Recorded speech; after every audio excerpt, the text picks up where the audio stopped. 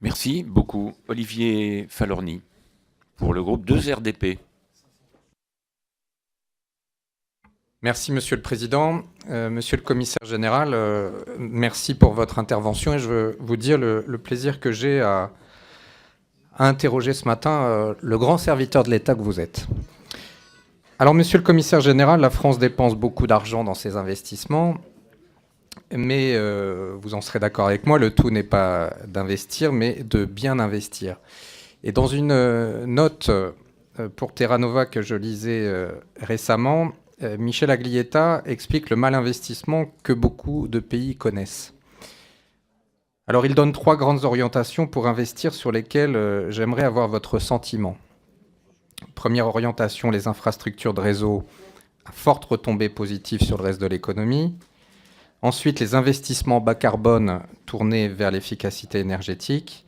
Et enfin, et ça me semble particulièrement important, vous l'avez évoqué en fin d'intervention, la formation tout au long de la vie pour adapter les salariés dans un monde du travail que l'on sait en mutation constante.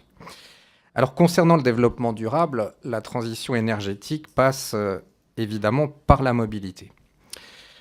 En février dernier, vous avez été signataire du projet VDECOM, premier institut européen dédié au transport automobile et à la mobilité individuelle, qui a été créé pour réduire l'émission de gaz à effet de serre et opérer à terme un changement dans le comportement des usagers. Alors soutenant, je crois, essentiellement les PME dans leur développement, pouvez-vous nous informer des premières retombées de l'Institut? Alors parmi des exemples d'investissement, j'ai pu constater d'ailleurs un exemple tout simple dans ma circonscription. La Rochelle a été choisie pour tester le bus sans chauffeur du programme City Mobile 2, qui est un programme européen qui est soutenu par l'ADEME. Alors il offre des opportunités de croissance importantes en termes d'emploi et son développeur est français, Robosoft. Alors ce type d'expérience, si elle s'avère positive, pourrait être un formidable levier pour des investissements de ce type. Qu'en pensez-vous? Enfin, je voudrais évoquer la question de la méthanisation. Le gouvernement a fait des annonces sur ce procédé de production d'énergie sous forme de biogaz et d'électricité à travers sa lettre de cadrage et les dispositions contenues dans le texte transition énergétique. 1500 méthaniseurs en 3 ans intégrés au plan énergie, méthanisation, autonomie et azote pour un développement à l'horizon 2020. Alors, à votre avis, cet objectif est-il réalisable? Est-il intéressant? Est-il d'un fort potentiel de croissance au point que le commissariat décide d'un appel à projet?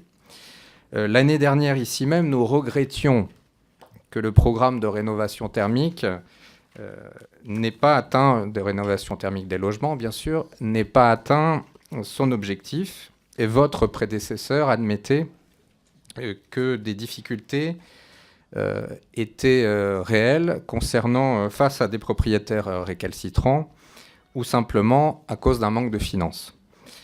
Alors, avez-vous suggéré dans vos fonctions une plus grande information envers les collectivités avec évidemment les mesures qui devraient les accompagner?